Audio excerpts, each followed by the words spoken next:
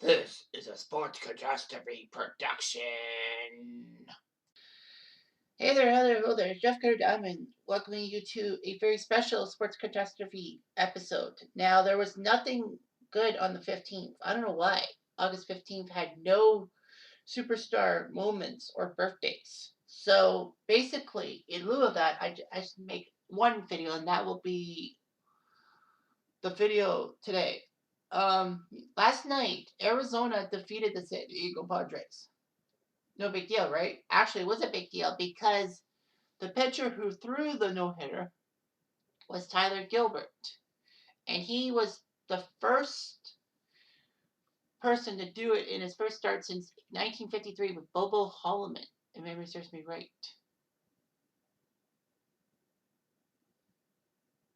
So anyway, there were a lot of no-hitters. There were only 2 no-hitters thrown last year in 2020 in that crazy 60-game season. However, this year, 2021, has been the weirdest season for no-hitters. With Gilbert's no-hitter, that's the 8th, which is a modern Major League record, breaking the mark set in 1990 and 91. And also, it's the most since 1884 with 8 no-hitters. But in 1884, that was the first year that baseball pitchers had to throw overhand for the first time and not underhand. That's why you see a lot of crazy scores. I'm surprised they played underhand in the 1870s. But anyway, 1884 was also the year of Hoss Radburn's great job with Providence. So anyway, I digress. So the first no-hitter was pitched on April 9th, 2021. Of course, April 9th is my birthday, my 36th birthday. So late at night in Texas, at the Texas News Stadium, Globe Life Field, which actually played host to the World Series in 2020, if you must know, they took on the San Diego Padres and Joe Musgrove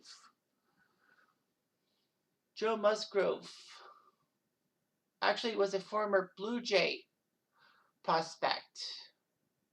But anyway, the San Diego Padres, for some reason, had not had a no-hitter thrown by any of their pitchers since they started the campaign in 1969. In fact, it took them 51 plus seasons.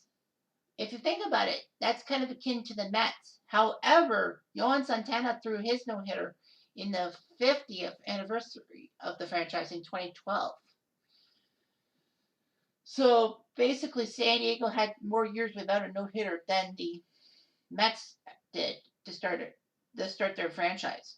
By contrast, the Expos had the fastest with 8 games into their 1969 expansion season. Bill Stoneman throwing a no-hitter against the Phils, if memory serves me right. So anyway, Joe Musgrove shocked everyone, including Dom Orsillo, who was the voice of the Padres. And finally, the Padres got a no-hitter. So the 51-plus year itch has been scratched. So this was the first no-hitter in Padres history, the first no-hitter at Globe Life Field. Musgrove actually didn't walk anybody. It wasn't a perfect game, but he walked. He didn't walk anybody. He hit Joey Gallo with a pitch in the 4th inning. Other than that, he was El Perfecto. And then 5 days later, on April 14th, the White Sox were playing the Cleveland Indians, and Carlos Rodon, who is this heart-throwing righty from Venezuela, looked good. Rodon was looking good in that April 14th game against the Indians. Zach Collins was the last out for Rodon. What made this a crazy game was that Rodon actually had perfecto through 8 1/3 innings, but with 1 out, he accidentally plunked Roberto Perez with a pitch. Otherwise, he would have had a perfect game, but he got the next 2 outs and got it. The no-hitter.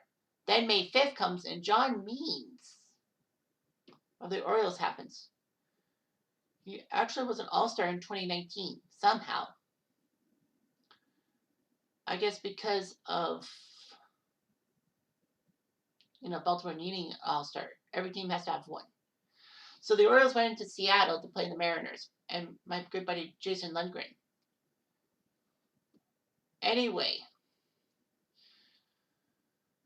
Baltimore shocked everyone. Baltimore is really the weak link in the AL East. When you look at the AL East these days, you got Tampa, Boston, Yankees, and Toronto, both all being about 10 games above 500 and all like right in the same division. So anyway, Means played against the Mariners and no hit at them, getting Pedro Severino. In fact, the Orioles had a streak. This was the first no hitter by an Orioles pitcher since 1969. Can you believe it? The Orioles had not had a no hitter since '69. I thought they had at least one or two. And the first Orioles road no hitter, well, since their days as the St. Louis Browns in 1912. Means actually faced a minimum 27 batters. The only base runner came on a drop third strike in the third inning. In fact, if the drop third strike was turned into an out, Means would have had a perfect game probably. Wow. And then comes something 2 days later as the Reds and Indians were facing each other, and Wade Miley, who was a pretty good pitcher in the Houston system for a while, in Arizona, came in against the Indians to pitch.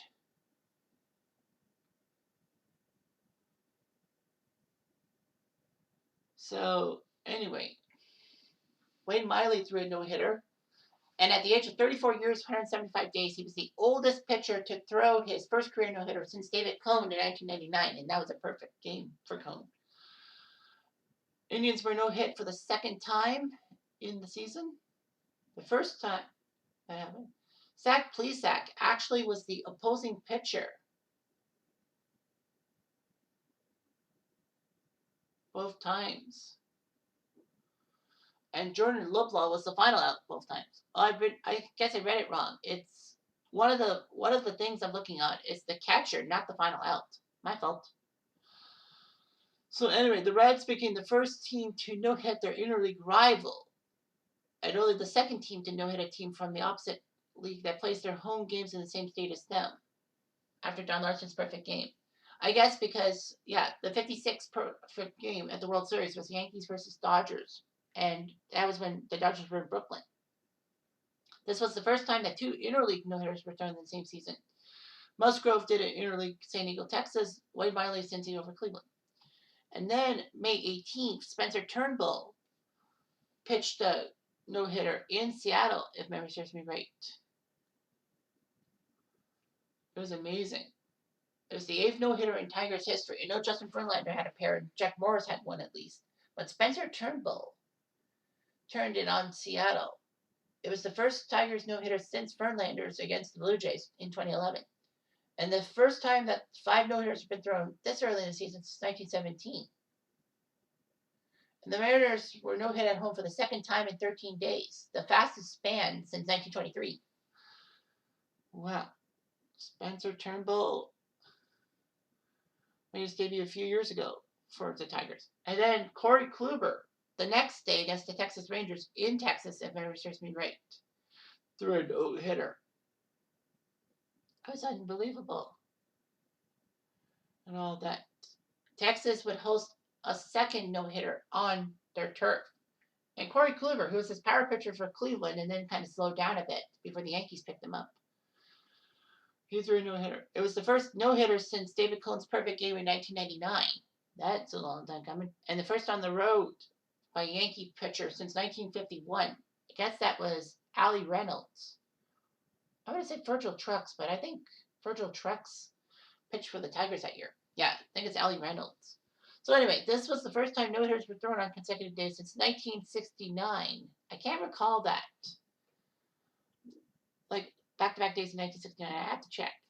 Oh, it was Jim Maloney and Don Wilson. Jim Maloney for the Reds no-hit the Astros, whereas the Astros no-hit the Reds back by Don Wilson. R.I.P. So yeah, that was crazy. In fact, this was the first time 3 teams were no-hit twice in the same season. And the first time there have been no 6 no-hitters thrown earlier than June. And this was the first time 5 no-hitters were thrown on the road in the same season. The only home no-hitter, I think, was Rodon's, wasn't it? because I know Means or Miley's. I think it was Rodon's. Anyway, this was the second month ever with 4 no-hitters. June 1990 had 4 no-hitters. Can't recall. I think one was a combined no-hitter. I'll have to check. Well, June 1990 had Randy Johnson's no-hitter against the Tigers, first no-hitter in Mariners history. Nolan Ryan's 6th no-hitter against the A's, and you had the double no-hitter of Dave Stewart and Fernando Valenzuela. So anyway, we got that going. And then came the cheapest no-hitters around, the combined no-hitters. Zach Davies pitched 6 innings for the Cubs, and then he handed the ball off to Ryan Tavera for an inning, Andrew Schaefer for an inning, and Craig Kimbrell with the Mantis-like pitching stance. And the Cubs win 4-0. It was the 7th no-hitter in 2021, tying the modern record at the time in June 2021. And the first time 6 no-hitters were thrown on the road in the same season. The Dodgers were at no-hit 20 for the 20th time. That broke the MLB record. The Dodgers were the first reigning World Series champions since the 2013 Giants to be no-hit. And the Cubs gave up 8 walks, the most in a no-hitter since Edwin Jackson's in 2010 for the Diamondbacks. And of course, you got yesterday's with Tyler Gilbert. All that. So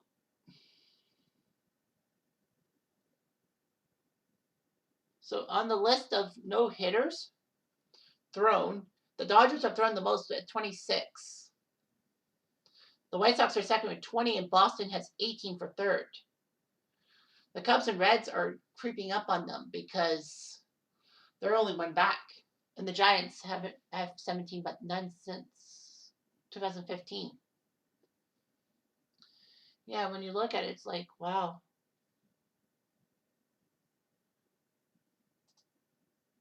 The Cleveland Indians are actually the franchise now that San Diego and Baltimore have broken their ducks. The team with the longest no-hit without a no-hitter. The Indians are next, 1981, and that was when Len Barker threw his perfect game against the very infant Toronto Blue Jays. Milwaukee's second on the list, second longest streak is 1987. Current streak is 87 when Juan Nieves touched on the only Brewers no-hitter in history. And unfortunately, Toronto is third. The last time they threw a no-hitter was 1990. The only time. Dave Steve's no-hitter, of course. Kansas City hasn't thrown one since 1991. I think that was Saberhagen. Atlanta hasn't thrown a no-hitter since 1994. Wow, that's amazing. April 94, that was, I think, Kent Merker. The Texas Rangers got a no-hitter from Kenny Rogers. Well, a perfect game for Kenny Rogers. That was the last time the Rangers have thrown a no-hitter. And Pittsburgh hasn't thrown a no-hitter since the combined no-hitter in 1997. So those 7 franchises are the only franchises that have not got a no-hitter since in the 21st century. So, yeah. On the flip side, Oakland actually owns the record for the longest streak without going a no-hitter currently. Oakland, the last time they were no-hit was July 1991, and that was, I believe, Baltimore? No, I think it was the Angels that got them. I think it was a combined no-hitter for the Angels. I can't remember. But yeah, July 1991 was the last time Oakland was no-hit. The Angels are second. The last time they got no-hit was Kenny Rogers' perfect game in 1994. That's amazing. And third is Washington, aka Montreal, who has been no-hit against since the perfect game by David Cone. So only 3 franchises have not been no-hit against in the 21st century. The Yankees are 4th since that 7-pitcher fiasco for Astros in 2003, and Kansas City 5th since 2008. Pretty amazing, don't you think?